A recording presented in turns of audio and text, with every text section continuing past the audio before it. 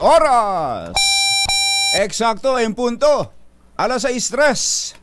Humahataw, humahagupit, lumalatay na komentaryo sa Himpapawid. 2x2. Walang takot sa paghimay sa masalimuot na isyu ng bayan. 2x2. Humahataw na mga balita at impormasyon. 2x2. Ating damhin, ating lasapin ang hagupit na 2x2.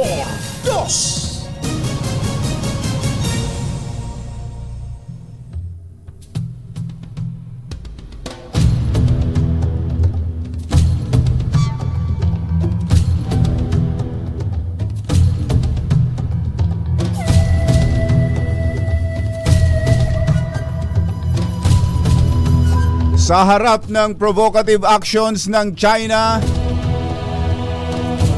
muling pinagdiinan ni US Secretary of State Antony Blinken ang commitment ng Washington na suportahan ng Pilipinas para lumakas pa ang posisyon nito sa West Philippine Sea.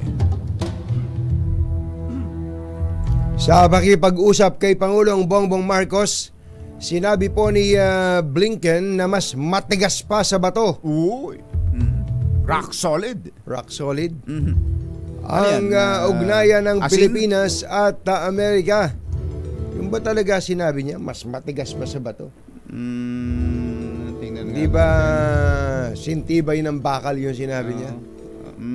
Hindi, mukhang bato nga. Bato? Mukhang sa bato. Bato? Oo. Hindi ba si Bato yung bato sa buhangin? Si Bato yung nilayasan ni Iba naman 'yon.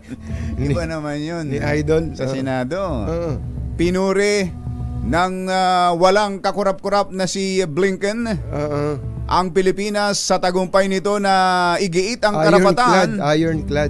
Ironclad yung dati. Ngayon ay rock solid naman ang ginamit na ano. So mula sa bakal naging bato na. Parang humihina tayo. Parang humihina ano. Pinuri din po ng walang kakurap-kurap ni Blinken ang Pilipinas sa tagumpay nito na igiit ang karapatan sa ilalim ng mga umiiral na batas sa pinagtatalunang karagatan. Samantala, inanunsyo po ng White House na si US President Joe Biden ang mag-host sa unang trilateral summit ng mga leader ng US, Saan yan? Saan gagawin? Japan at Pilipinas sa Washington. Uy, pwede ba sumama? Pwede. Sa May visa April ako, 11. April 11? April 11. May lakad ako. Yes, sabi ko sa iyo. May lakad ako. Hindi ako na lang. Ikaw na lang. Na naglalayong muling pagtibayin. Eto na. Ang bakal na alyansa. Bakal? Sabi ko sa iyo. Akala ko ba'y bato? Kanina, sabi mo bato. Oo. Bakal na ngayon. Sa pagitan ng tatlong bansa na inaasahang ikaiinit ng ulo ng China.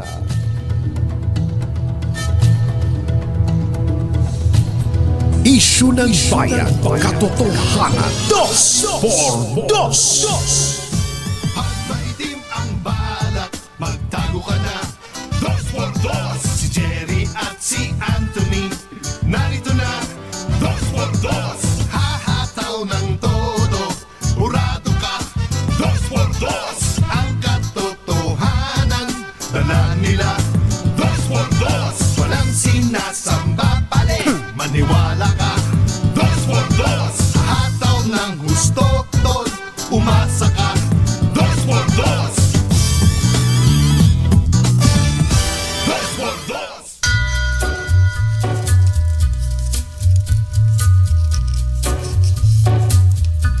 Hi. Maganda morning. Magandang umaga, bayan! Ito po si Jerry Baha. Ito po naman si Anthony Taberna. Muli pong sumasa inyo ang 2x2 sa umagang ito ng Friday! Yuhuu! Kumusta kayo mga textmates, mga text partners, mga kapamilya, kapuso, kapatid, kabarkada, mga kapitbahay? Yan! Nasusubaybayan nyo ba mga pangyayari sa atin? Marami. Yan sa Senado, Oo. dati ang kababag nila, mga kongresista. Ngayon mukhang sila-sila na. Sila na lang. Doon sa nagpalabas na po ng arrest order Yan.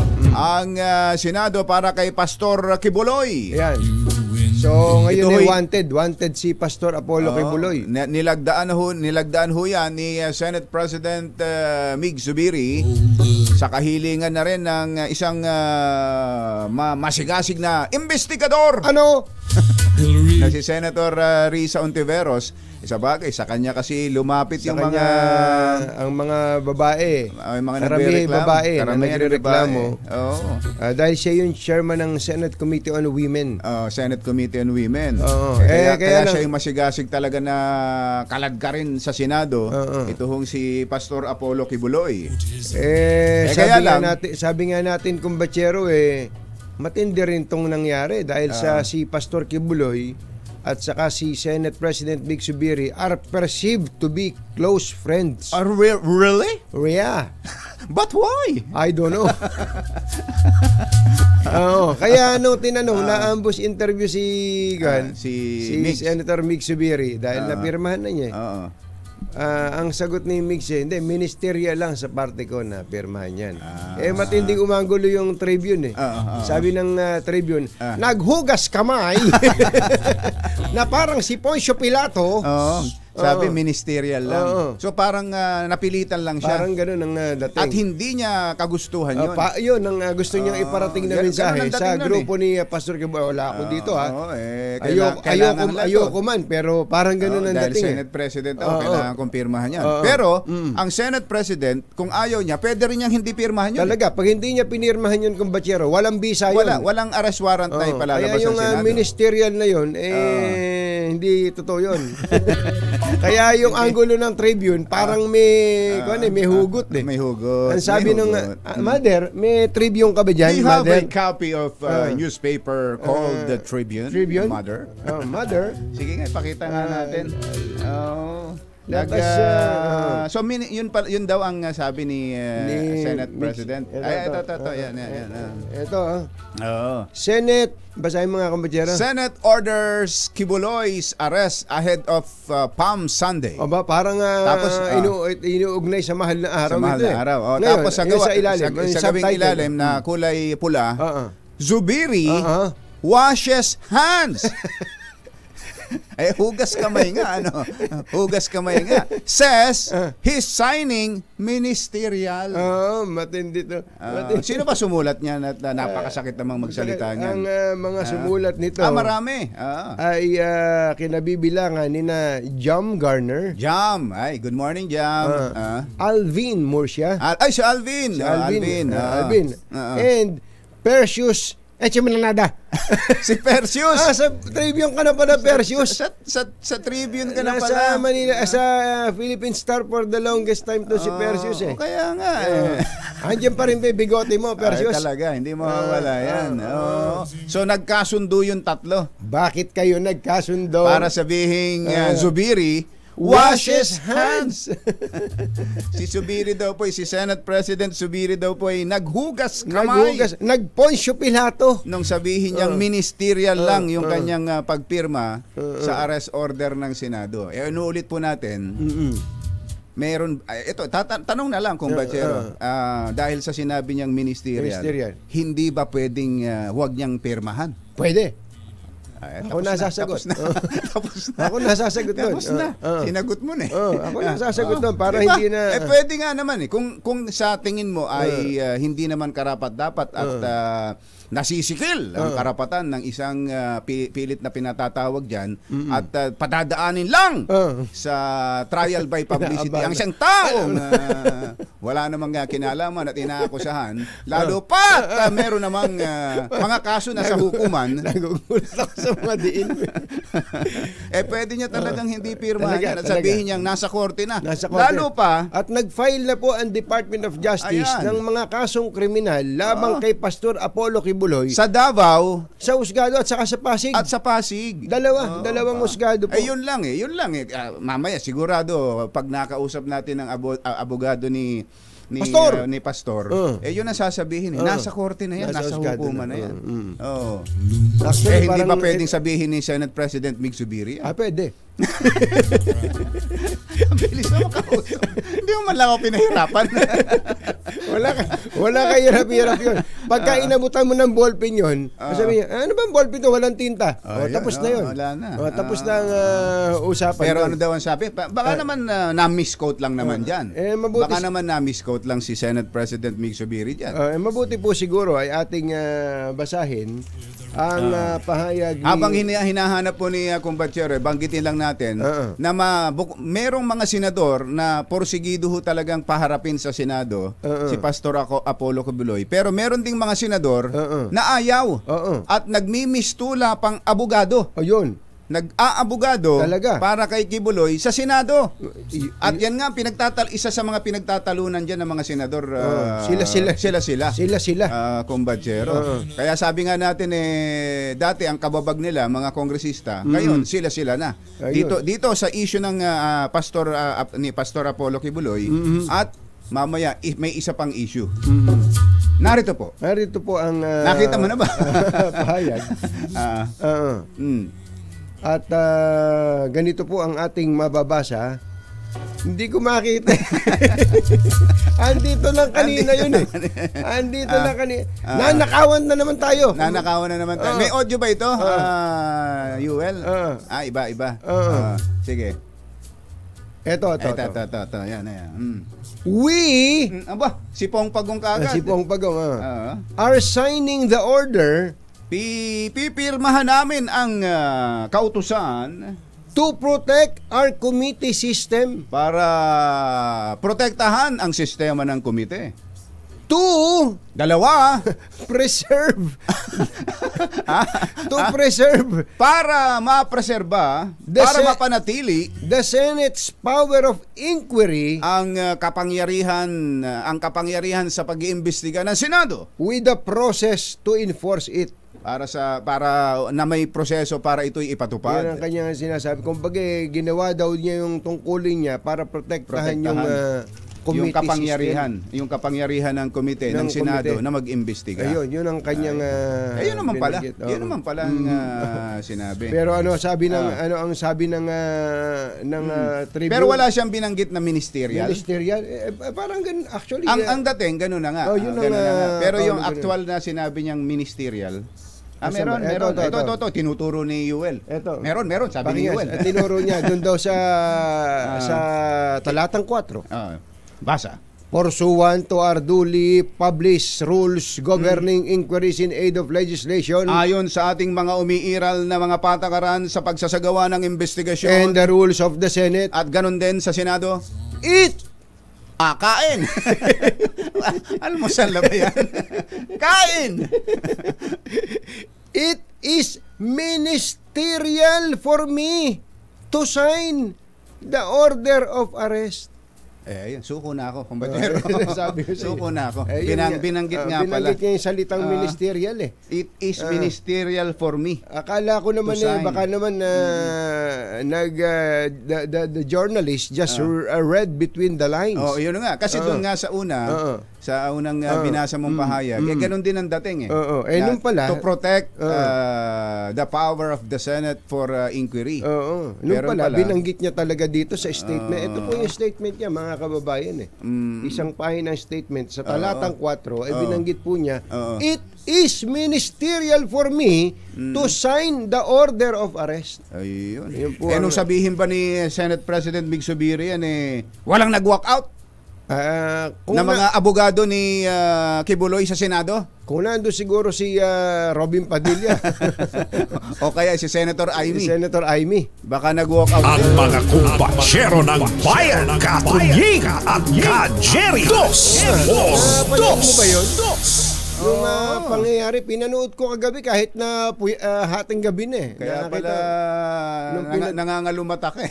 Di ba? Kulang ka sa tulog. Parang kulang ako sa tulog kahit na may ultra bayo pang pinadala dito si Kuya Angel. Hindi tumalab nung makita mo yon. Nung nakita ko, actually antok na ako. Nung nakita ko yung sagutan, matindi ka ako. Pakita mo natin, Joel, yung unang tagpo. Yung unang tagpo muna. Yung unang tagpo. Yung pag-walk out.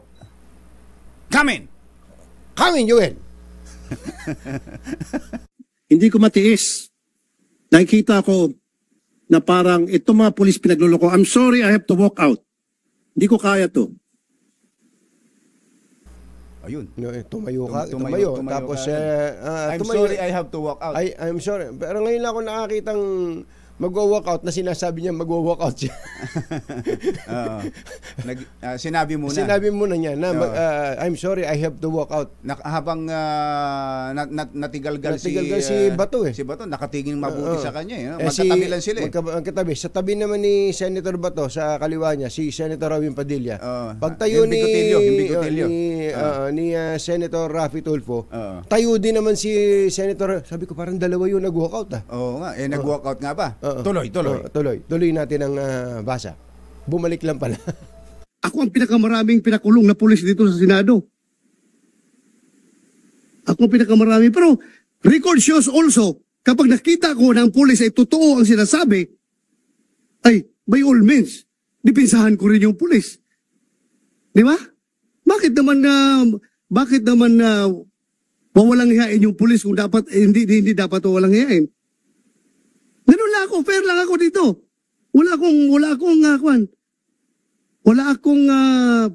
akong pinapaboran dito.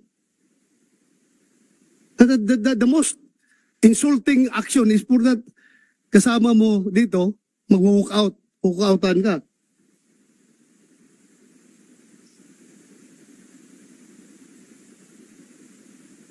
Anyway, that's his prerogative. Kung ayaw na niyang makinig sa hearing, kanya na yan. Ako lang man. I am trying to be fair here. Wala akong bias dito. Kahit na sabihin nyo, dati akong chief PNP, ang dami ng pulis minala sa akin.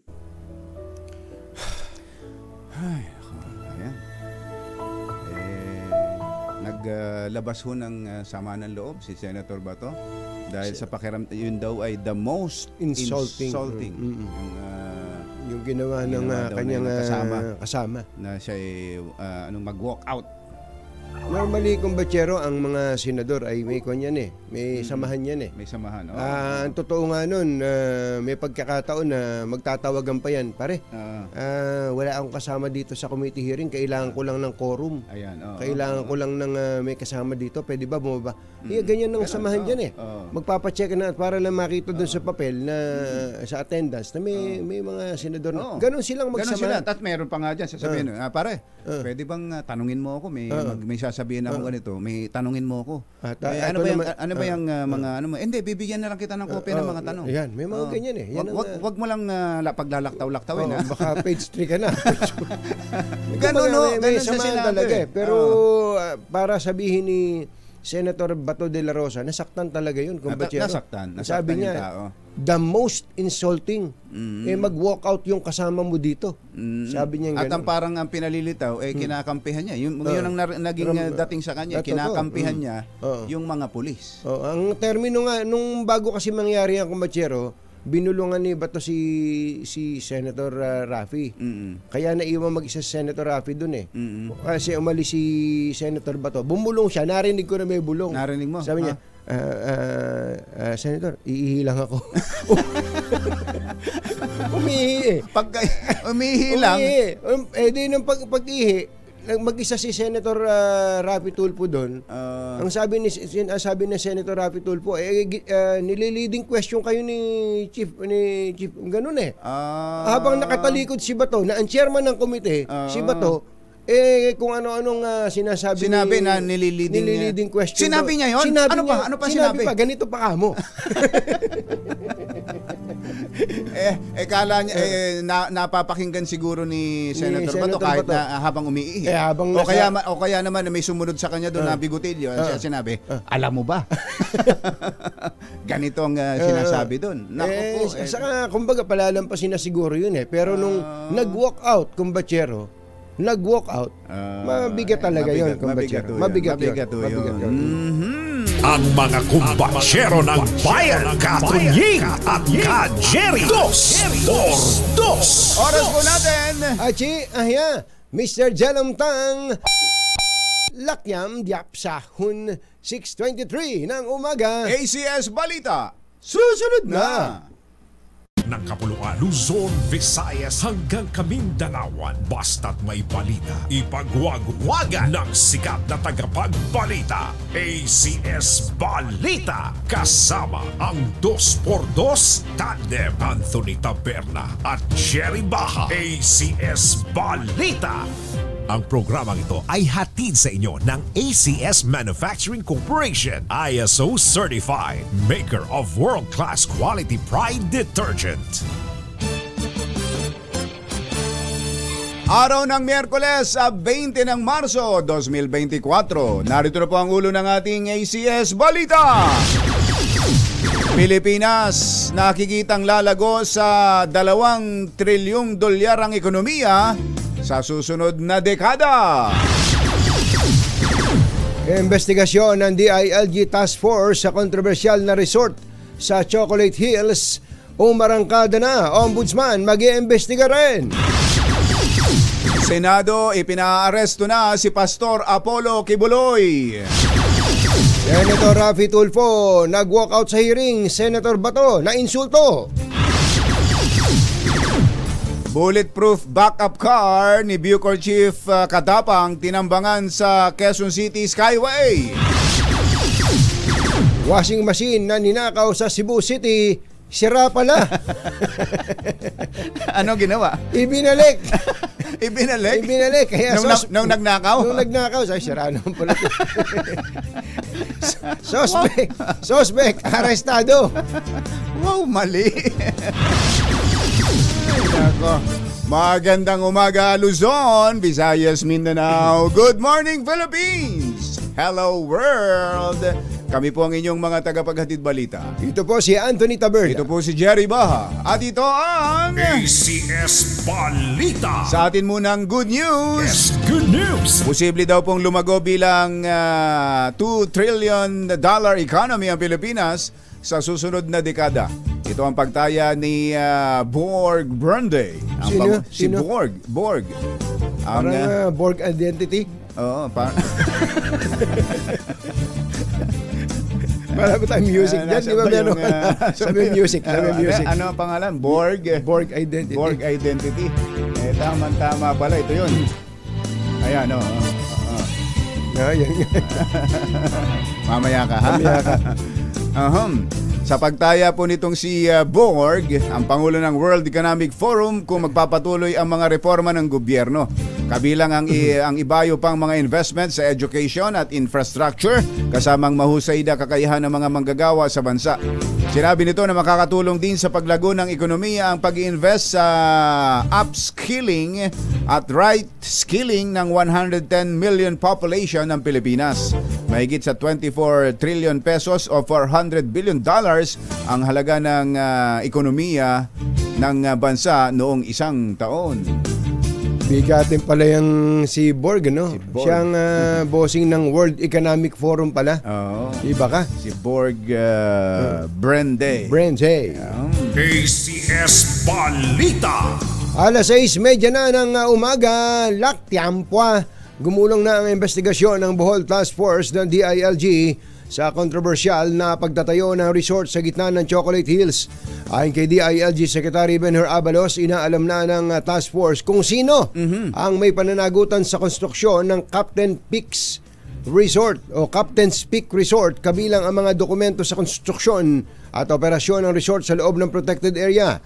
Sinabi ni Secretary Abalos na maaaring magrekomenda ang task force na kasuhan ang mapapatunayang may kapabayaan at pumayag na itayo ang resort. Samantala, iniimbestigahan na rin ng Ombudsman ang kontrobersyal na pagtatayo ng resort sa Chocolate Hills.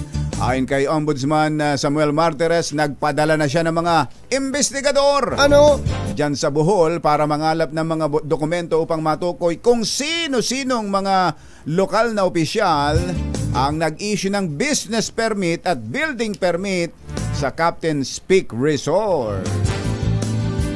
Inaaresto na ng Senado si Pastor Apollo Kibuloy. Inilabas na ang arrest order na pinirmahan ni Senate President Mig Zubiri at Senator Risa Ontiveros. Inatasan po ang Sergeant at Arms na ipatupad ang arrest order at bitbitin sa Senado ang tinaguriang o ang nagpoproklama sa kanyang sarili bilang appointed son of God. Samantala, pinabibilisan naman na ni Senate President Juan Miguel Zubiri ang gagawing mga pagdinig sa kaso ng founder nga ng Kingdom of Jesus Christ na si Pastor Apollo Kibuloy sakaling matuloy ang pag-aresto at pagkulong dito. Ayon kay Senate President Mig Zubiri, kailangang isagawa ang hearing at the soonest possible time upang mapakinggan na rin ang panig ni Kibuloy sa mga alegasyon laban sa kanya kasunod ng arrest order nga na inilabas ng Senado sa kahilingan ni Senator Risa Ontiveros. Alas 6:32 ng umaga, maupay nga aga mga kasangkayan, mga kabugtuan, mata na kamo, gising na. Nag-walk out si Senator Raffy Tulfo matapos mabanas sa pagdinig ng Senado kaugnay ng mag-amang inaresto ng walang arrest warrant sa Bulacan. Sa pagdinig ng Committee on Public Order and Dangerous Drugs, sinabi ni Tulfo na parang bine-baby ang mga pulis kapag sila ang may kasalanan. Napunti rin siya sa paiba-ibang sagot at pagtuturoan ng mga pulis ng tanungin kung may hawak silang arrest warrant sa operasyon noong August 2023. Hindi ko matiis. Nakikita ko na parang itong mga pulis pinagluloko. I'm sorry, I have to walk out. Hindi ko kaya to. Nainsulto naman ang chairman ng komite si Senator Bato de la Rosa sa pag-walkout ni Tulfo at sinabing hindi niya bine-baby ang mga pulis. Ako ang pinakamaraming pinakulong na pulis dito sa Senado. Ako ang pinakamarami. Pero record shows also, kapag nakita ko na ang pulis ay totoo ang sinasabi, ay, by all means, dipinsahan ko rin yung pulis. Di ba? Bakit naman wawalang hiyain yung pulis kung dapat hindi dapat walang hiyain? Ganun lang ako, fair lang ako dito. Wala akong pinapaboran dito. The most insulting action is for that kasama mo dito, mag-walk out. Walk-outan ka.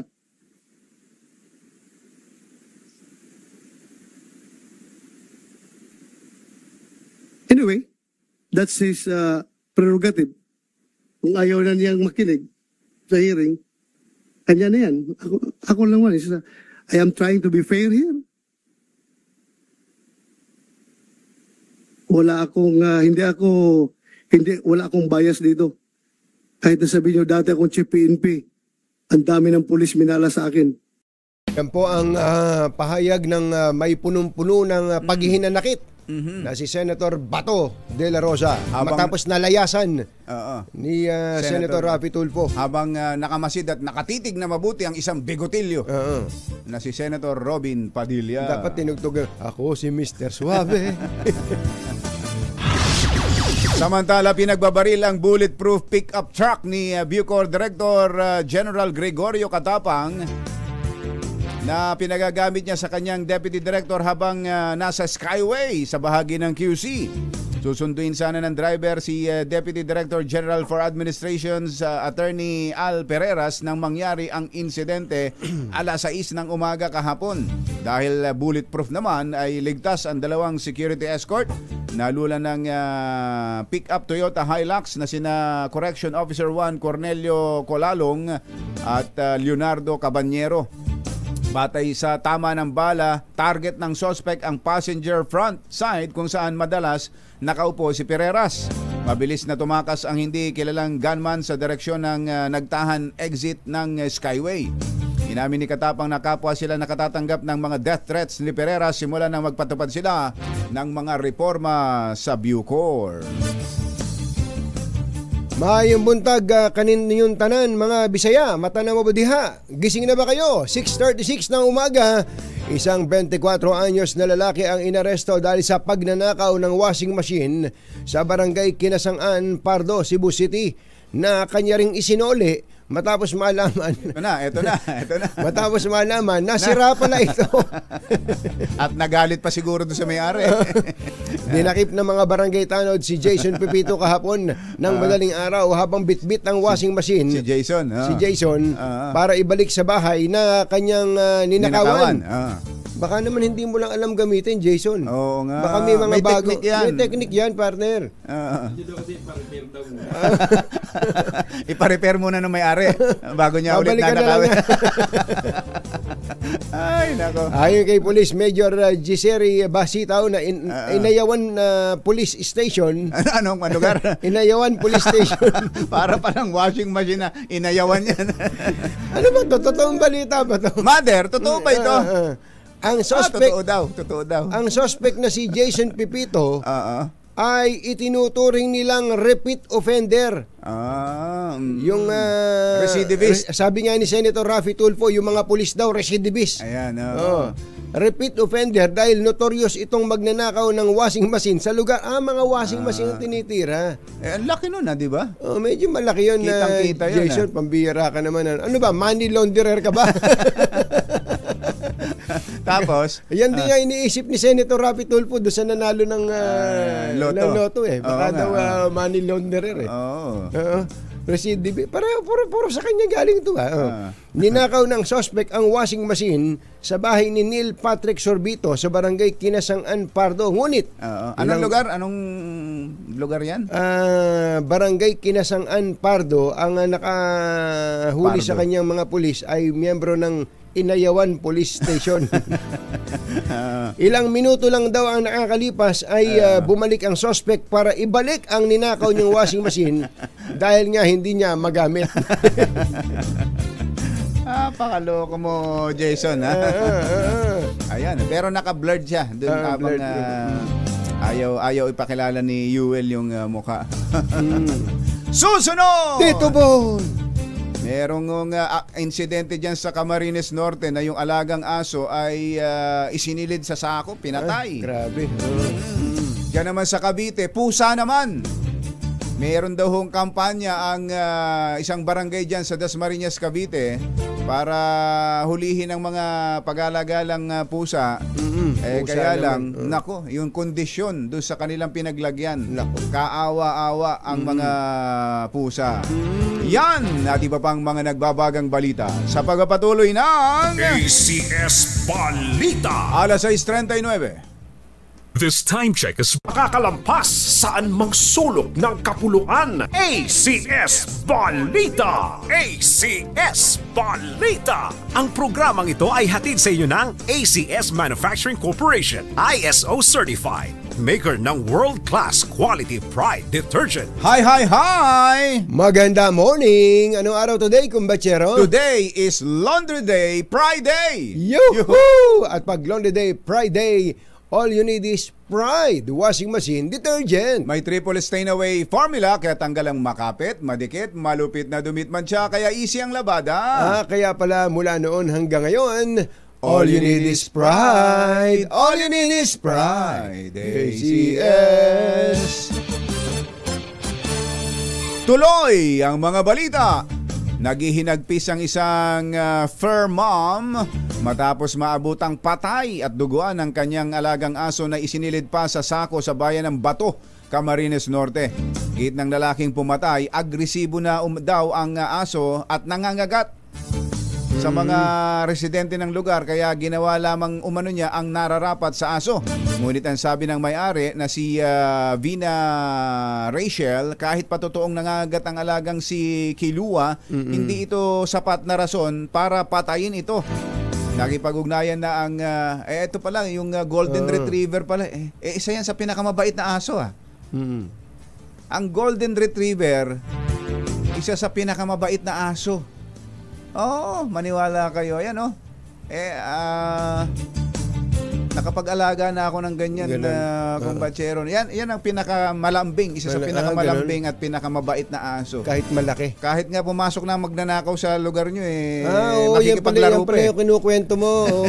Makikipaglaro pa yan nako. Malungkot naman yun. Nakipag-ugnayan na ang may-ari sa Philippine Animal Welfare Society at sa PNP upang mabigyan ng hustisya ang pagkamatay ng kanyang alaga. Samantala, diyan naman po sa Cavite, pusa naman, usapang pusa. Alas 6:44 ang ating oras.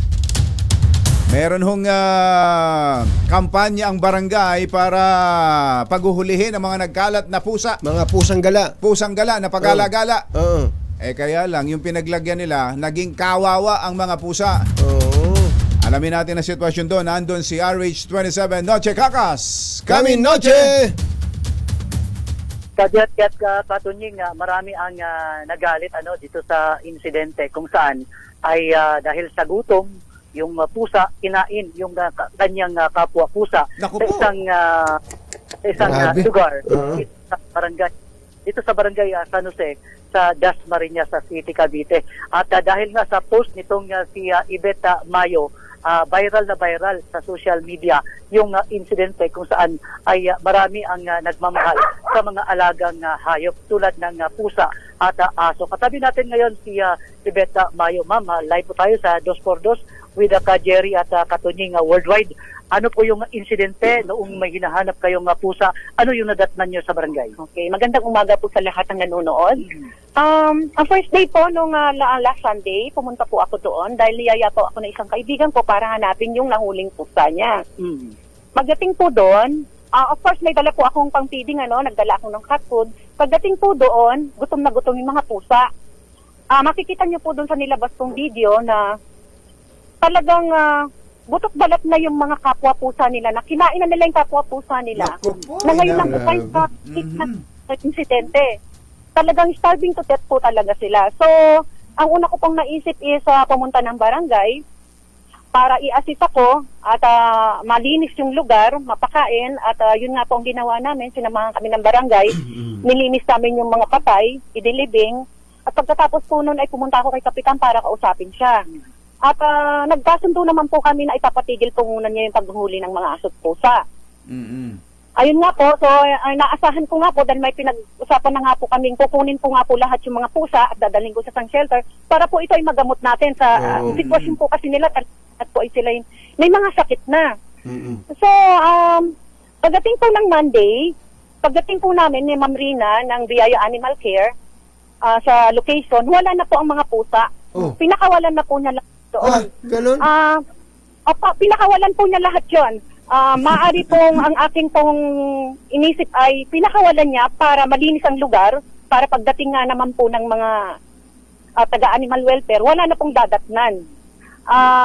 Tapos sinasabi po ni Kap sa mga interview na ang mga pagkain daw pong nadatnan doon ay pagkain na binili niya, which is not true. Kasi ang mga pagkain na yun ay dala ko. Ako po ang naglinis doon. Ako ang naglagay ng mga tubig.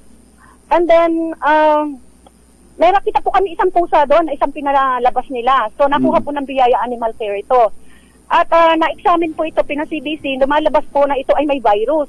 So, ngayon po ay nangangamba kami dahil lahat po ng pinakawalan na yan ay maaaring carrier po ng ano-anong sakit. Kasi kumain na po sila ng kapwa pusa nila. Nangangamba po talaga kami lahat ng mga taga-animal advocate na galit. Bakit po, yun naging desisyon niya. Kaya na po sinabing pinakawalan niya dahil nabas ko daw po siya, binashing daw po siya sa Facebook na pinost ko. Ano po ba akatunying ang gagawin ko? Kasalanan ko po ba na maglabas ng katotohanan?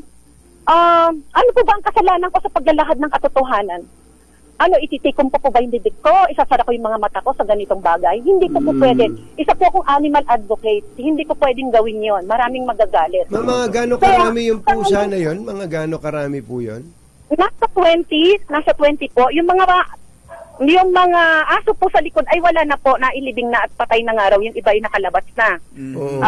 Marunong asong maghanap talaga ng way para makatakas. Dahil hindi naman po kasi maayos yung facilities nila na ginawa para ilagak ang mga aso at pusang nilagay doon. So, ayun po, makikita nyo sa post ko na inilalabas po yung mga patay na pusa. At ngayon po, umaasa kami ng mga taga-PAWS, mga animal advocates, na maibalik ni Kap na mahuli ulit yung mga pusang pinalabas niya. Mga hinuli nila. Mga to, pagkakatat po ito ng mga sakit. Ate Yvette, so hinuli nila yon, inipon, tapos pinapabayaan, tapos ngayon kailan kayo nagpunta ron at huling nakitang andun pa? Nung Sunday po ako nandoon, tapos na po Sunday yung usapan na kunin ko po lahat ang mga pusa. Sunday, tapos kailan nila, sa tingin nyo, kailan pinakawalan? Hindi ko po alam kung kailan pinakawalan po, kasi hindi ko naman po nakita. Maaari pong Monday, kasi dumating po kami doon ng Biyaya Animal Care ng Monday ng tanghali. Wala na po Wala na. Ayun na nga. Oo. Ang bira. Ang ginawa niya po kasi is negligence na nga, abandonment pa, hindi po ba? Hindi ho makatarungan sa mga kalagayan ng pusa, hindi po ba? Na kinulong mo, kinuha mo sa kalsada, kinulong mo, tapos pagdating sa shelter na sinasabi mo, gutom ang inabot nila. Oo, gutom. Dapat kung leader ka sa isang barangay, kaya mong panindigan lahat yung mga ginawa mong, responsibilidad mo yan eh. Huwag na nating ituro-turo pa, may kasalanan yung mga tanod mo or Ma'am Yvette, ito po kaya pinakawalan o wala ba kayong ibang naiisip na ginawa dun sa pusa? Hindi lang pinakawalan? Hindi po ako pwedeng magsalita na hindi po natin nakita. Kung pinatay, nilibing, para na lang malinis, hindi po pwede ho yung ganun eh. Hindi naman po siguro gagawin ni Kap yun. Kasi kahit pa paano, hindi na po kaya gawin yun. Yun lang po masasabi ko. Maaari po, pinalabas lang po talaga nila sa cage lahat para magkanya-kanya na ng kalayaan ng mga... Ulitin lang natin. Sana kung sana yun na lang, pinakawalan. Pero kung doon sa mga kababayan po natin na nandyan sa barangay sa paligid, gaano po, ulitin nga po natin, gaano kadelikado kung sila makagat ng pusa na yan? Ay, talagang, alam niyo mo na ba po na ang rabies po talagang wala pong gamot yan, malala po sa COVID yan. Di ba po? Alam po natin yan kung ano ang dinudulot ng rabies sa tao o kapwa aso. Pusa. Tsaka kung carrier na ng sakit, sabi nyo nga may virus, baka yung ibang may alaga dyan, mahawa rin. Lahat po ng mga pusa na yun, maaring hawa-hawa na po sila. Kasi yung isang pusa pong nakita namin sa farm is nasa pangangalaga nga po ng animal advocates natin sa Biyaya Animal Care. Opo. So, pinasibisi po sa Opo. Noche, may mga follow-up ka sa barangay, ano? Oo, tama yan, Kajerat Katon, hingan din natin ng panig yung barangay para maging fair naman yung ating balita. At natambal ngayon itong si Miss Yvette dahil yung mga pusa na yon kailangan daw na magamot para hindi na makapawa dahil ay tiyak na yung mga pusa na yon ay nakakain din ng kapwa nila pusa. Salamat kay Ma'am Yvette sa kanyang pagmamalasakit. Thank you, Ma'am Yvette. Ma'am Yvette, salamat. Salamat po sa inyo. Maraming salamat. Okay, so mula dito sa Dasmariñas sa City sa Cavite, mula sa kanunan sa Pilipinas, DCR8, ako si Chika Katurtuloy sa pagbabalita, tuloy-tuloy sa bisyo, sama-sama tayo Pilipino. Okay sana yung kampanya ng barangay para malinis yung mga pag-alagalang mga hayop. Kaya lang kumbachero kapag diretsuhan natin, iba ho ang amoy ng dumi ng pusa. Totoo yun Iba, ako nag-aalaga ako ng baboy. Alam ko, mabaho na yun sa baboy. Pero yung sa pusa parang nanunuot. Yung ihi lang yan talagang kumbaga, kumakapit ng gusto. Pasensya na sa mga nag-aalmusal pero kumbaga talagang napakabutim ng puso mo para mag-alaga ka ng mga pusa, matrabaho yan, etc. Hindi talaga siya madali. Pero mayroong mga katulad ni Yvette na nagmamalasakit. Kung hindi ninyo kaya sa barangay, ipaampon. Ang daming mga nag-aampon ng mga ganyan. Nag-aalaga ng mga kawawang mga pusa at aso.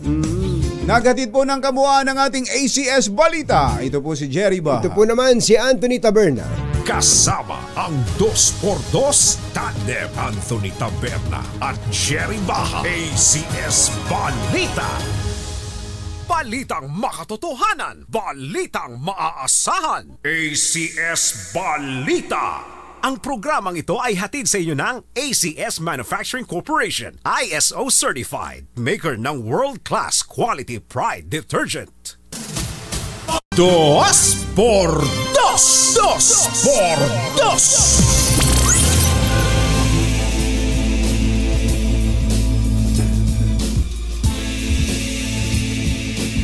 7:02 ang ating oras.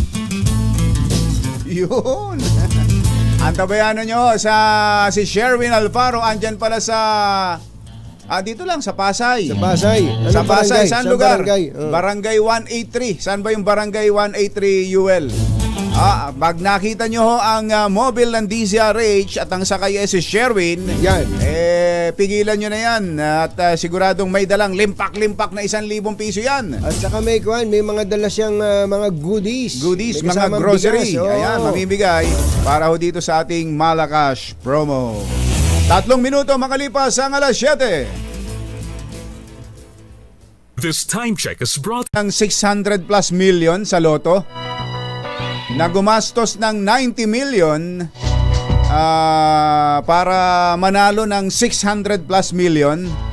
May binabanggit po kasi si Idol, si Senator Raffy Tulfo, na duda niya pero hindi naman siya sigurado na 3 outlet daw po sa Binondo na ang duda niya ay siya ding may-ari ng outlet.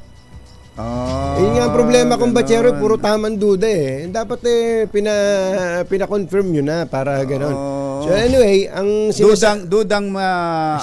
alam yung kombinasyon na mananalo? Hindi, muna yung na may-ari ng 3 outlet. Siya yung may-ari. At ang sinasabi niya, namuhunan ng tigta 30 million bawat isang outlet. Para manalo ng 600 million. At ang sabi niya, hindi daw mamumuhunan ng ganon. Sabi po ni Idol, hindi mamumuhunan ng ganon kung wala siyang inside info. Na wala siyang kasabwat sa loob. Kung hindi niya alam yung winning combination. Ba't gagastos ka pa ng 90 million?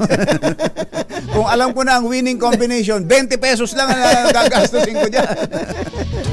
Yung paggastos ng 90 million, yun yung matagal na nating pinag-uusapan, di ba? Na kapag tayaan mo ang lahat ng kombinasyon, kung may pera ka rin lang, tayaan mo yung mga lahat ng kombinasyon. Kwentahin mo yon. Magkano magagastos mo? Kung ang magagastos mo mas maliit kumpara sa mapapanalunan, wag mo na ituloy yun. Hindi, kung ang gagastusin mo mas maliit kumpara sa mapapanalunan at may pera ka namang panggastos ng ganun, pwede. Tayaan mo na lahat. Saka kung gusto mo talagang yan ang maging buhay mo di ba? Halimbawa, meron ka 90 million, gusto mong palaguin sa pamamagitan ng loto, ayaw mo ilagak sa ibang negosyo. Tinan mo yun, 90 million magiging 600 million. Kitang-kita nga naman. Kitang-kita kung Bachero. 90 million, i-divide mo nga yung 90 million, magkano ba ang loto ngayon? 20 pesos. Mother, tama ba, Mother? 90. I-divide mo sa 20, kung 20 ang bawat isang taya. So 4.5 million combinations yung tinayaan mo. Ganun kadami. Ganun karami. Yung mga... Saka napakatyaga mo naman para gawin mo lahat ng yun. Hindi mo ba pagtsatsagaan ng 600 million? Kahit na mahirap. Mahirap talaga yun. Pero possible kung talagang makukuha mo ang matatayaan mo ang lahat ng combination. Totoo yun kung Bachero. Kaya lang again, papasok yung tanong na meron bang illegal doon? Siya mismo sumagot. Si Senator Tulfo. I don't see anything illegal about it. Ganun pala. Naman pala.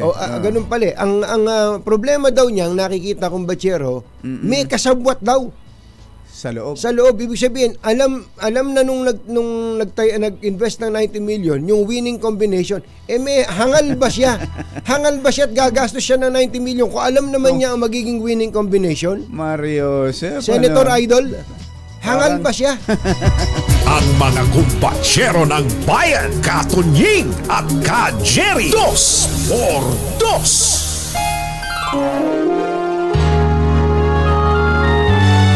Kauna-unahan sa Pilipinas. Manila Broadcasting Company. DZRH. Member, kapisanan ng mga broadcaster ng Pilipinas. Member KBP, oras! Kapopoy! 10 minuto na makalipas ang ika-7 ng umaga. Balitang bagong-bago, balitang dapat alam mo, balitang magdadagdag ng talino dahil bagong impormasyon, makibalita, unang-una sa DZRH. Pangunahing balita kasama ang 2x2 tandem nina Anthony Taberna at Jerry Baha. Eto na headlines ng ating mga pangunahing balita. Pangunahing balita. 10 sugatan sa 2 sunog na sumiklab sa Maynila at Quezon City. Police Major na suspect sa nawawalang beauty queen sa Batangas, ikinulong ng Senado.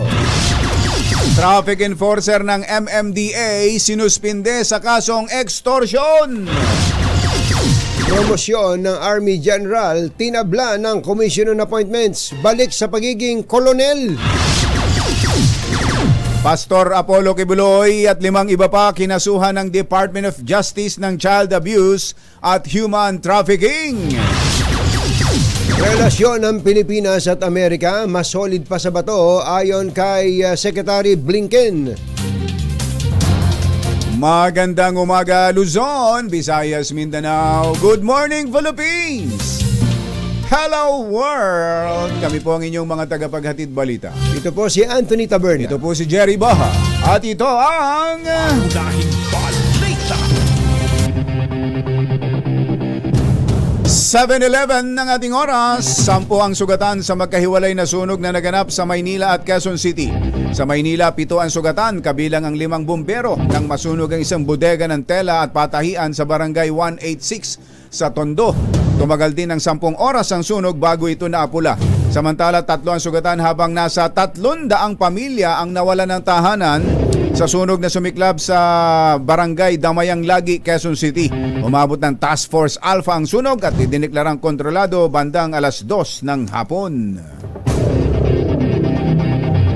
Ikinulong ng Senado si Police Major Alan De Castro ang pangunahing suspect sa pagkawala ng beauty queen na si Catherine Camilon. Sa hearing ng Senate Public Order and Dangerous Drugs Committee, pinakontempt si De Castro matapos itanggi na may relasyon sila ng dalaga. Todo deny si De Castro kahit pa may hawak ang NBI at PNP CIDG na affidavit ng mga testigo at litratong magpapatunay na merong extramarital affairs ang dalawa. Inaprobahan ng chairman ng komite ni Senador Bato de la Rosa ang motion ni Senator Robin Padilla para i-contempt si De Castro. Sinuspinde ng MMDA ang isa nitong traffic enforcer matapos ireklamo ng pangingikil ng 15,000 sa isang motorista sa Quezon City noong Marso 15. Ayon sa motorista na kinilala lang sa pangalang si Cesar, patungo siya sa East Avenue nang parahin siya ng enforcer dahil sa paglabag sa anti-distracted driving. Nang igit ni Cesar na patay ang kanyang cellphone kaya imposibleng lumabag siya, inakusahan naman siya ng enforcer na walang suot na seatbelt. Aba, hinanapan na ng mga violation at hindi rehistrado ang sasakyan. Para maareglo ng hingi ang enforcer ng 15,000 sa motorista, pero ito'y nagkatawaran. Hindi ba ito umabot sa pitik na lang sa tenga? Pero hindi raw umabot sa pitik sa tenga, bumaba hanggang 2,400 na ipinadala sa pamamagitan ng ano ba ito, GCash. Busit na busit siguro si Attorney Don Artes dyan, ano? Talaga. Nakakagalit yan. Matapos ang nangyari, ipinost ng motorista sa social media ang kanyang karanasan dahilan upang tawagan siya ng enforcer at nangakong ibabalik ang pera sa kondisyon na tatanggalin ang kanyang post tungkol sa insidente. Ipinadala sa e-wallet Ayun. May ebidensya. May ebidensya. Yari ka, Balbon. Tuluyan ang naharang ang promosyon ni Brigadier General Ranulfo Sevilla, ang Deputy Commander ng AFP Special Operations Command. Balik sa ranggong koronel si Sevilla matapos mabigong makuha ang kompirmasyon ng Commission on Appointments.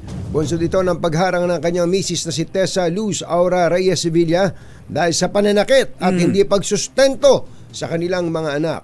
Ayon kay Congressman J.J. Romualdo, ang pinuno ng Committee on Defense ng CA, kahit gusto nilang tulungan si Sevilla dahil sa mahusay na record, hindi naman nila nito tinutulungan ang sarili at hindi pa inaasikaso ang sariling pamilya. Pero may ano ito may pangako na siya sa kahapon sa CA Gusto yata ng ibibigay na niya. Gusto yata ng Senado ay nakasulat na pangako. May pakinggan nga natin yung part na yon ng hearing sa Senado, sa CA. With all due respect, Your Honor, it was not really mentioned how much. That's why, as I said, I am much willing now. It is the only time that I learned that it's 50% of my base pay. No problem po. Kukumply ko po. But ang sa akin lang po, dahil nag-comply ako una, na hindi ko naman alam kung na meron palang ganong instruction. Kasi po, pinalabas kaming dalawa nun. Hindi ko po talaga alam yung exact amount.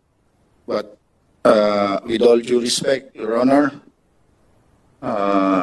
sana po makonsider nyo yung offer ko, and I am very much willing to change it immediately just to comply.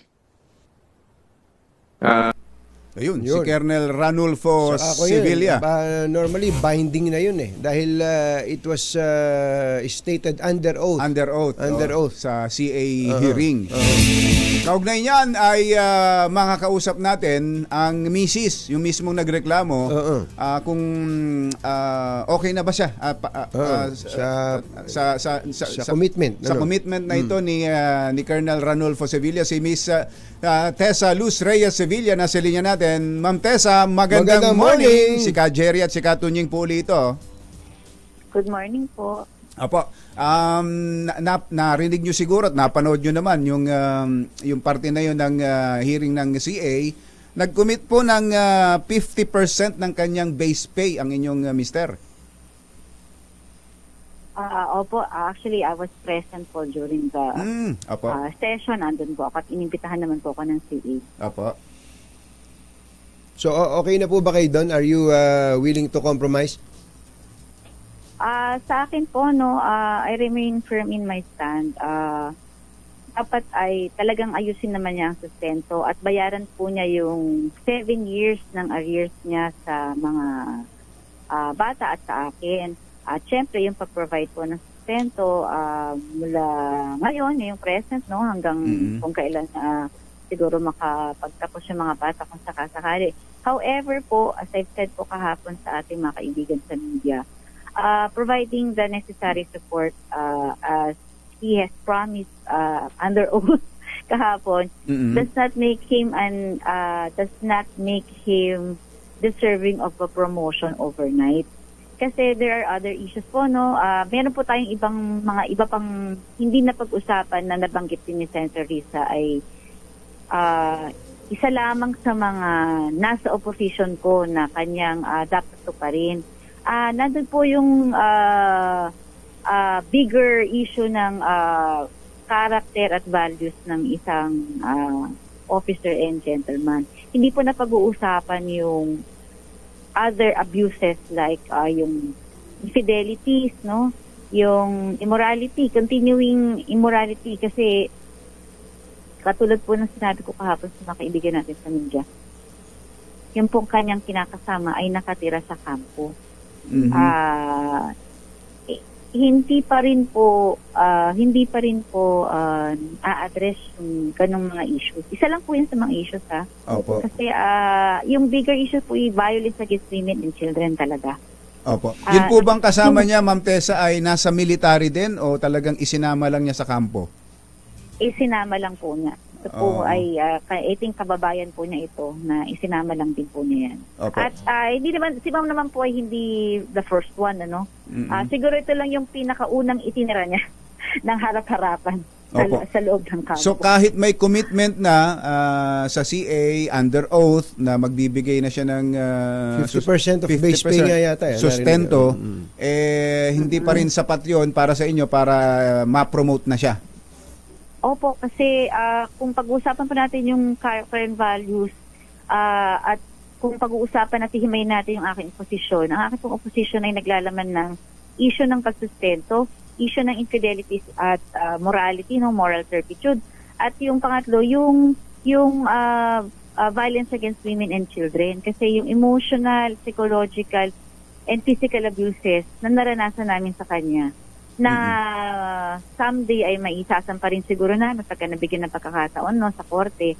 Yun yung mga bagay na hindi pa napag-usapan sa commission on appointment. Siguro, kapag siya ay pinatawag na uli, no, kung natupad na yung sustento na portion, siguro gusto ko rin tanungin nakasunod ay paano naman yung ibang mga bagay na hindi pa niya, na ginawa niya, no, na ginawa niya na hindi na niya mababawi. Kasi nangyari na eh. Naitira na ang kabit. Again, sinachallenge ko yung AFP kung totoo po yung sinasabi ni Colonel Padilla na maayos na po ang sistema ng pag-asikaso po, no, sa mga kaso ng mga misis. Reach out po sa akin kasi sabi nila i-verify pa din yung veracity ng aking statement na nakatira doon ang kabit. Ang sabi ko nga, bibigyan ko po kayo ng ebidensya. Lapitan nyo lang po ako, diba? Nasa akin po ang mga ebidensya, ma'am. Wala pong nagre-reach out sa inyo mula sa AFP? Wala po. Walang text or calls? Wala po. Wala po. I think, Sir Anthony, no, meron kasi silang sinasabi na kasi under the legal process to kami. Clarify ko lang po yun para sa publiko din, ano. Ang ating pong, ang sinasabi po na legal process ng AFP ay yung ongoing nullity case. Yes. So, ano po ba ang status nun? Ino-oppose niyo po ba yung annulment ninyo? Yes po. Ino-oppose ko po yung nullity case for the very simple reason that inaward na po kasi ako ng Parañaque City ng sole custody over children nung kinasuhan niya ako ng child custody. Siyang nagkaso sa akin. Kaya lang ako ang nanalo. Ang ginawa niya, nag-file siya ng nullity, yun din. Ganun na naman. So, sabi ko, hindi natin pag-usapan yung mga detalye kasi baka ko'y ma-accuse na naman ng sa UTC, no? Pero kailangan nating labanan kasi may mga bagay na nakalagay doon na hindi naman yata tama, no? Ako po ma'am, may isang tanong may tanong po ako sa inyo. Yes, masyado po kasing mabigat na po yung sitwasyon niya at mukhang wala naman ng pagkakasundo tayong makikita. Sabi nga how do you mend a broken heart? Medyo mabigat po yun eh.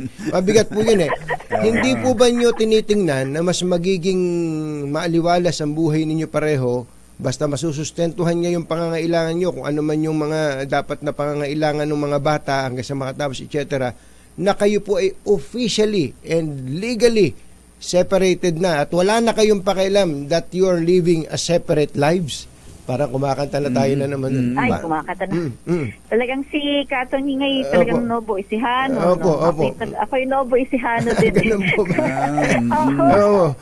Pwede mo bang gano'n na sa inyo ang custody ng bata, susustentuhan ng bata, at pagkatapos maghiwalay na kayo, wag na kayo mag-usap kailanman, wala na kayong pakialam sa isa't isa? Siguro po kung yun na magiging desisyon ng korte, maaring mas magandang solusyon yan, no? Sa nangyayari ngayon, kasi nung araw medyo pa ako dapat natin paglaban pa ang marriage, ano? Hindi nyo na ba siya mahal? Wala na bang pagmamahal sa puso nyo kay General or Colonel Ranulfo Sibilya? Alam mo, Katunying, sabi nga nila, di ba, pagka pinakasalan mo kasi, di ba, yung sumpa mo sa harap ng Diyos at sa harap ng mga tao, no? Dapat yun forever na eh. Ako palagay ko kasi pagka sumpa ka sa harap ng Diyos, dapat one time lang yun. Kaya lang kasi yung pagmamahal natabunan na ng natabunan na ng maraming bagay, no, na masasakit. Kaya feeling ko baka mahirapan nang maibalik.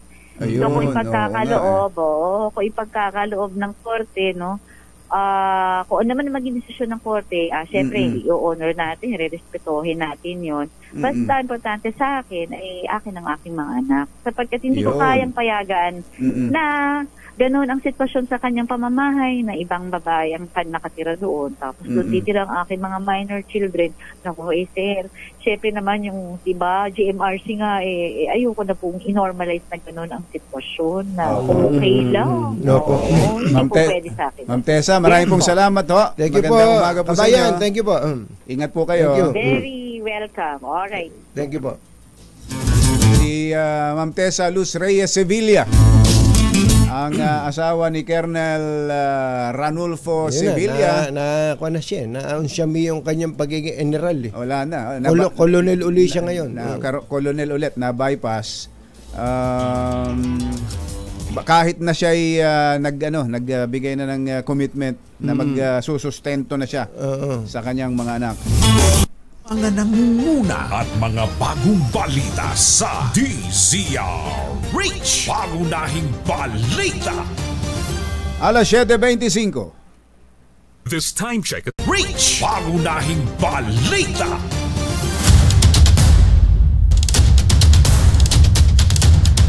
Alas 7:32 ang ating oras. Sunog! Sunog! May sunog! May sunog sa Pasig, may sunog din sa Malabon. Unahin natin ang nasa Malabon, RH23, Edwin Duque. Come in, Edwin! Jerry, ongoing yung kasalukuyang nasusunog ngayon ang isa sa mga residential dito sa may Tuga-Tuga, Malabon. Nandito na unti-unti na dumarating yung mga pamatay sunog para magtulong-tulong dito sa nasusunog na kaumpisa pa lamang. At mamaya ka, Jerry, abangan natin at yung ibang detalye kaugnay nitong sunog na nagaganap ngayon dito sa Tuga-Tuga, Malabon. Wala pa rin dito sa Malabon, ako para si RS23. Edwin Duque, tuloy-tuloy sa pagbabalita, tuloy-tuloy sa serbisyo. Sama-sama tayo, Pilipino. Mula sa Malabon, lipat tayo sa Pasig. May sunog sa Pinagbuhatan, Pasig. Naroon si 52 Edniel Parosa. Come in, Edniel! Jerry at Kapunging, maitim pa itong usok na lumalabas sa ika-4 itong palapag ng isang gusaling nasusunog ngayon sa may Lawrenceville, Pinagbuhatan, Pasig City. Umabot sa unang alarma itong sunog dito. Sumiklab bago mag-alas 6 na umaga, pero kontrolado na ng Bureau of Fire Protection. Napuno na ng fire trucks itong pinaka-eskinita na sa tapat ng residential building sa may Lawrenceville habang patuloy sa pagpulat pagbomba ng tubig dahil patuloy ang suppression sa apoy. Arato din sa area mga responder mula Taytay sapagkat katabi lamang ito ang nasabing bayan sa Rizal, pero unti-unti na rin nag-aalisan yung ibang mga truck ang pamatay sunog para buksan itong Sandoval Avenue. Ay isang oras mahigit ding isinara sa mga motorista dahil sa nasabing sunog. Ang mabuti balita, kontrolado na ito. Patuloy na lamang sa pagpula, pag-suppress itong sunog, pero mahigit pa itong usok dito sa Pinagbuhatan, Pasig. Para sa kauna-unahan sa Pilipinas, DZRH, ito si Edniel Barrosa. Tuloy-tuloy sa pagbabalita, tuloy-tuloy sa serbisyo. Sama-sama tayo, Pilipino. Thank you, Edniel. Mga nangunguna at mga bagong balita sa DZRH. Pangunahing balita.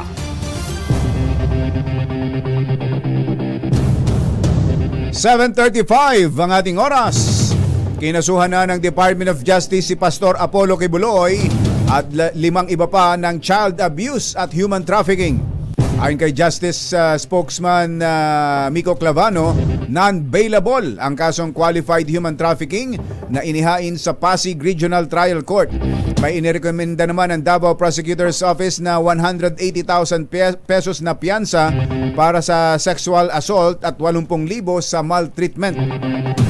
Nagugat ang kaso sa dating miyembro ng Kingdom of Jesus Christ na umano'y hinalay ni Kibuloy noong 17 anyos pa lamang ito. Tinatrabaho na ng DOJ para mailipat ang kaso mula Davao patungong Maynila upang maiwasan ang posibleng banta o intimidation. Inilarawan ni US State Secretary Antony Blinken na higit pa sa matigas na bato ang relasyon ng Pilipinas at Amerika.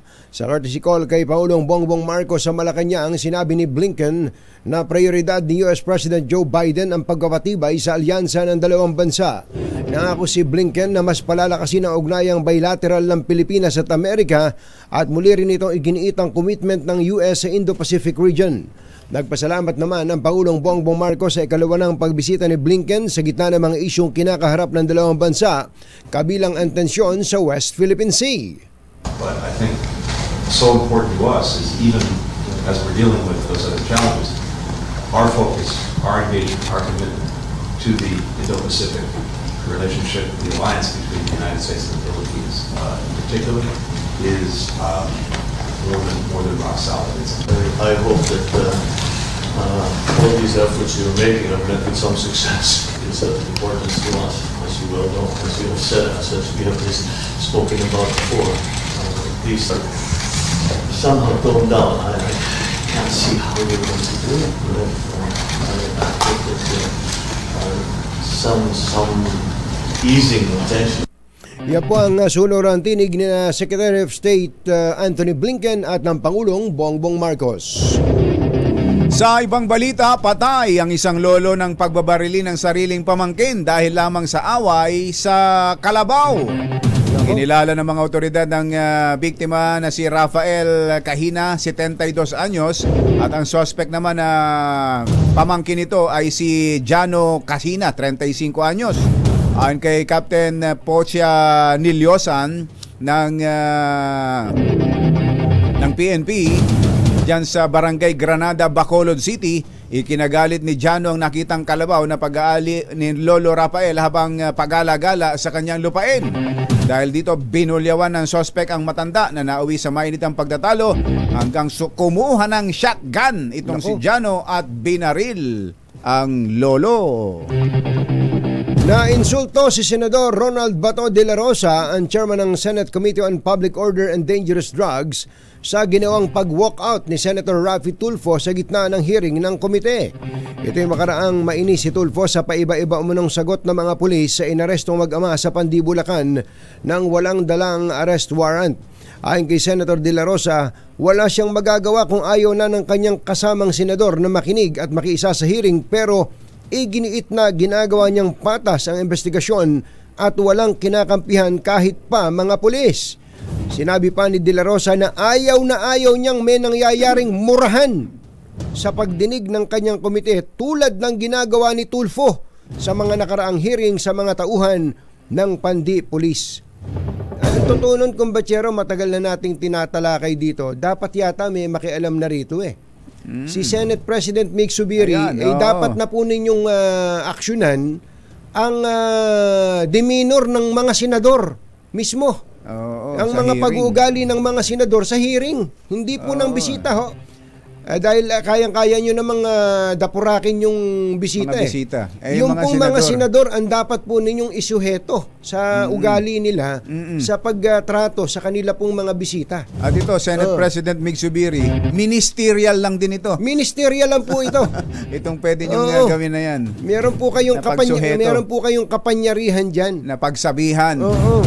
Na sundin ang proper decorum sa mga pagdinig sa Senado.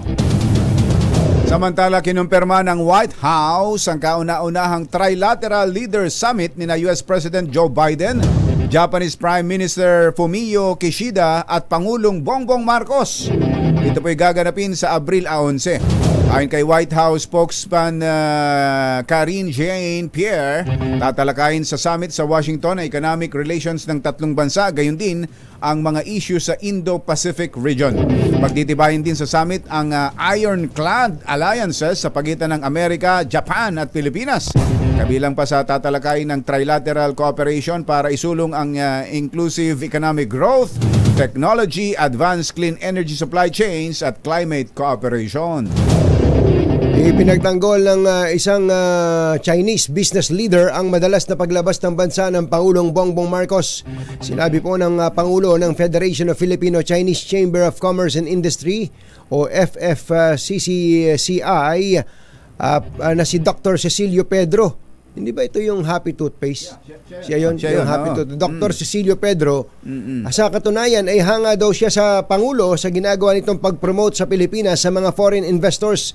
Sabi pa ni Dr. Pedro, nakikita niya naman ang intensyon ni Marcos na gusto makalikha ng mga pamumuhunan para sa bansa. Samantala, sinabi rin ng naturang Chinese business leader na ang mga issues sa West Philippine Sea Masaya? happy Nakangiti. Nakangiti. Sabi niya Happy Toothpaste yung ginagawa namin Maliit lang daw na bahagi ng layo ng kanyang foreign trips ang issue sa West Philippine Sea. Posible daw na ayaw ng Pangulo na masangkot ng ibang mga bansa at gustong maresolba ito sa pagitan lamang ng China at Pilipinas. Susunod! Tito Bo!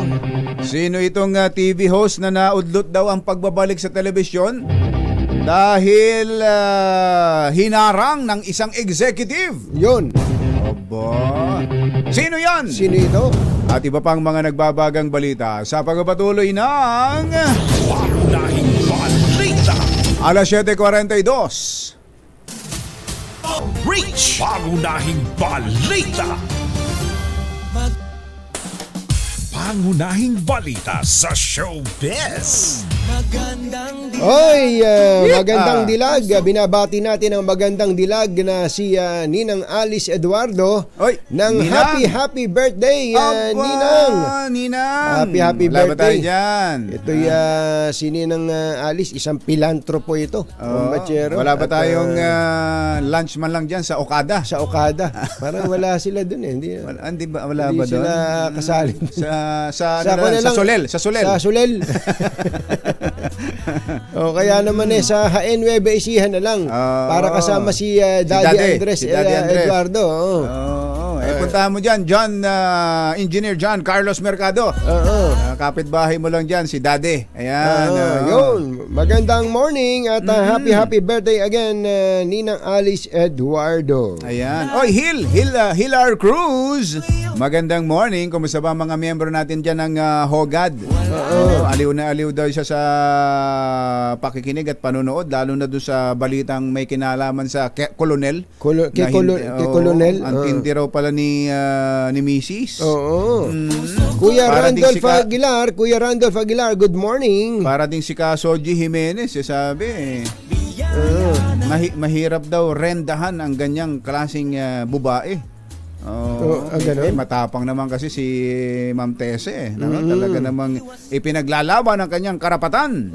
May mga humahanga kay Ma'am Tessa, pero siyempre meron ding nakikisimpatya kay General. Siyempre naman. Si Colonel Ranulfo Sevilla, warrior yan. Warrior, totoo. Actually, ang sabi nga ni Congressman JJ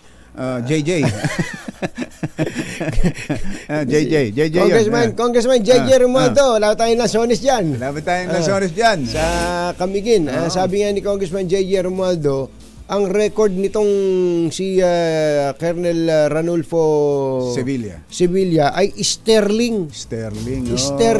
Doon lang nalaglag sa parting yun. Kasi hindi naman pwedeng perfect warrior talaga yan. Warrior talaga. Pero ang sabi ni Ma'am Tessa, gusto niyo ebidensya?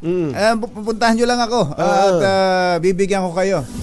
Sa ibang bansa kasama raw sa kampo. Halimbawa sa Armed Forces ng Amerika, kapag dumaan sa congressional o sa Senate hearing nila, nabilad sa ganyang klase, resign agad. May mga resignation kaagad Pero hindi naman natin sinasabing mag-resign itong si General ano ba 'to? Nalilito tuloy ako, Colonel. Si Colonel Sevilla. At baka naman gaya ng nababasa natin sa mga salita ni Ma'am Tese, parang may konti pang may natitira pa siguro. Ako nga ito, wag kang magagalit Ma'am Tessa. Total sabi mo naman taga Nueves kababayan kita. Ang basa ko talagang sumama ang loob mo dahil sa sa development. Pero tingin ko kung magkakaroon pa ng pagkakataon, baka mapapawi pa yung kasuklam mo, yung pagkasuklam mo at maibabalik ang pagmamahal. At magiging si Regine Velasquez ka na kumanta ng kung maibabalik ko lang. Ang talong lang dahil sa nangyari ng ganyan, nabilad ng lahat sila sa ganyang kahihiyan, itong si Kernel. Palalayasin ba niya yung akusasyon sa kanya? Palalayasin ba niya doon sa kampo yung kanyang kinakasama? Si Ma'am at pababaligin niya si Ma'am Tessa. Yun na yata ang mayora ngayon Ayun na nga, ayun ang problema. Mahirap talaga. Kabuhay nila yun Oo nga Buhay nila yan Again, kaya lang po natin to tinatalakay because it involves a government official, a military officer at that. Dahil din sa katapangan na yan ni Ma'am Tessa, may sumunod na isa. May sumunod nga Retired general naman yung kanyang... Retired Lieutenant General. Ang inirereklamo nung misis. At pang-aabuso daw. At marami pa daw ganyan na dapat inaaksyonan din naman talaga ito ng AFP. At tulad nun, kung may nagreklamo na, dapat hinigpitan na nila si Kernel na ba't ang kasama mo dyan sa kampo hindi mo tunay na asawa. Di ba? Kung gusto mong ibahay yan, bumili ka. Ang dami. Sa GA na lang di ba? Meron pa. Less than 10 units. Magtanong kayo kay Kuya Angel. Di ba? Mag-promote ba? Ang sabi nga ni Dr. Helen Tan, bakit ka mangungupahan pa? Nagkahalo-halo yata. Kuya Angel, pakitama mo nga kami. Hindi talagang kung ganun, wag na sa loob ng kampo. Wag sa loob ng kampo. Sa totoo lang, hindi naman may talaga... May punto ron si Ma'am Tessa Eto pa isa kong batsero. Ang problema lang siguro, paano mo sisitahin? Halimbawa, doon sa headquarters, para mo sisitahin si Colonel Cepillo. Sevilla. Si Colonel Sevilla. Baka sabihin, bakit? Ako lang ba ang ganito? Nako. Ako lang ba? Ako lang ba ang nagtira ng babae dito sa pamamahay sa kampo na hindi ko asawa? Totoo yan. Baka magturo. Pero bagamat ganon, kahit na may ibang nangyayaring ganon, hindi pa rin tama. Hindi pa rin tama kahit na ginagawa ng iba. Kahit may kilala nga ako Kolonel. Alam mo kung sino may asawa si Kolonel. Alam mo kung sino ang kinakasama? Kolonel din. So dalawa silang kolonel. Pareho silang may asawa. Kumbatsero. Sa armed forces ba to? PNP. PNP naman? PNP naman. Eto, sabi na itong isang nag-text, marami nga daw dyan, mas marami daw ganyan sa pulis. Sa pulis, yung pa isa. Ay, Bok Peng Alinyo. Maganda. Marami bang ganyan? Talaga naman, Ay, nako. Eto muna. Maiba pala tayo. Andito na nga pala ang ating showbiz legend. Sino ba ito? Sino ba itong TV host na naunsyami ang pagbabalik sa telebisyon dahil hinarang ng isang executive? Aba, may galit. May galit ba yung isang executive na ito? Ihatid sa atin ating showbiz legend, Morley Alinio. Magandang morning, Morley! Magandang morning, Luzon, Visayas at Mindanao. Nakakaloka as in nakababaliw dahil hindi pala totoong nakapag-negotiate na itong si Willie Revillame sa mga taga TV5. Well, ang chismis kasi ay doon na raw muling mapapanood ang wawawin ng naturang aktor pero hindi pala iyon totoo. Dahil bago pa makaporma itong si Willie Revillame ay may isang executive daw diyan sa TV5. Hindi ito ganun kumpirmado ang imbierna hanggang ngayon kay Willie Revillame. Kaya hindi ito makalusot-lusot para magkaroon ng programa sa nasabing TV network. Hindi rin pwede rito si Willie Revillame sa GMA. Okay. Hindi rin, siyempre, di ba, nagkaroon sila ng problema. Di ba, kaya nga agad-agad siya na umalis. Di ba? Tapos, ayan tapos... Hindi namin alam yun. Ano yun? Di ba, biglang natapos yung kanyang ang kanyang... sa TV5, yung kanyang programa sa GMA, tapos sa TV5. Kung saan sila napunta, ewan natin kung ano pa mga mangyayari. Sabi, sa online. Nag-online, saglitan lang. Pero sa totoo lang, marami ang nalulungkot na mga matatanda, particular na. Kasi nga, ang Wawawin para sa kanila ay pelikulang para sa kanila talaga dahil nakakatulong daw. Bigyan mo ng jacket yan. Alam mo na may matatanda, napakababaw ng kaligayahan. Well, sa totoo lang, hanggang ngayon, nakabinbin ang programang Wawawin sa TV5. Kung ito ay may papalabas o hindi. Dahil nga, meron di umanong humaharang sa nasabing programa. Yan ang ating DZRH Showbiz Hottest News. Ito po ang inyong RH47, Morley Alinio. Tuloy-tuloy sa pagbabalita, tuloy-tuloy sa serbisyo. Sama-sama tayo, Pilipino. Babu! Thank you, Morley! Hi! Baka may mga kailangan ng ayusin sa inyong mga bahay tulad ng inyong bubong. Buti na lang may bubong na maasahan. Gawa sa state-of-the-art technology. May aluminum na. May pintura pa. Now available na rin sa pre-painted tile span. Para sa eleganteng bubong na matibay na makulay pa, mag-Cherry Loom pre-painted ka na! Magandang morning kay Kuya Romel Sitin. Kuya Romel. Kamusta ba si Ate Ada? Nandito na ang all-new Cherry Tiggo 5X Pro Hybrid. Ang pinakabagong hybrid vehicle na makakasama mo sa pang-araw-araw na biyahe ng barkada o pamilya. Fuel efficient at 6.6 sa features na swak sa katulad mong naghahanap ng sasakyang pangmalakasan ng dating, safe at panalo sa advanced functionality. Meron itong 1.5 liter turbocharged engine at 48 volt hybrid system na nagpapababa ng fuel consumption. O, diba? Suwabe sa kalsada, tipid sa gasolina. Secured ka dito dahil meron din itong 6 na airbags, full LED lights at double row daytime running lights, tulong para sa mas ligtas na biyahe. Kaya Kuya Melvin Raimundo, ano pa hinihintay mo, Kuya Melvin? Abay, subukan na itong Cherry Tiggo 5X Pro Hybrid. Pumunta lang sa pinakamalapit na Cherry Auto dealership o kaya naman ay bisitahin na kanilang website cherryauto.ph. 5 minuto na lang, alas 8 na. Jerry Baja at Anthony Taberna sa 2x2 sa DZRH. Itimang balak, magtago ka na! Anthony Taberna, Jerry Baja, 2x2 Uy! Tumatawag kumbachero si Chairman Altenco ng PAGCOR at ipinapaalala yung photo contest nila.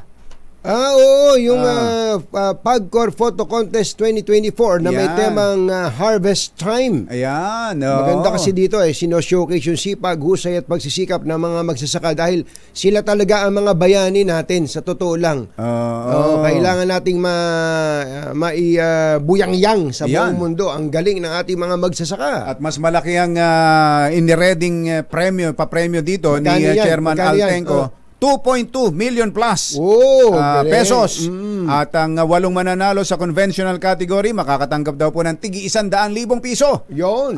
Samantalang yung mananalo naman sa mobile at drone categories, bago kasi yung drone yung drone category, 50,000 pesos. Yung pong kagandahan din yan, ang PAGCOR po ay nagbaba ng age requirement sa mga nais lumahok. 16 years old lang pwede nang sumali. Ang lahat ng entries ay kinakailangan kuha mula August 1, 2023 hanggang July 31, 2024. Kaya ano pa ang hinihintay nyo? Salin na!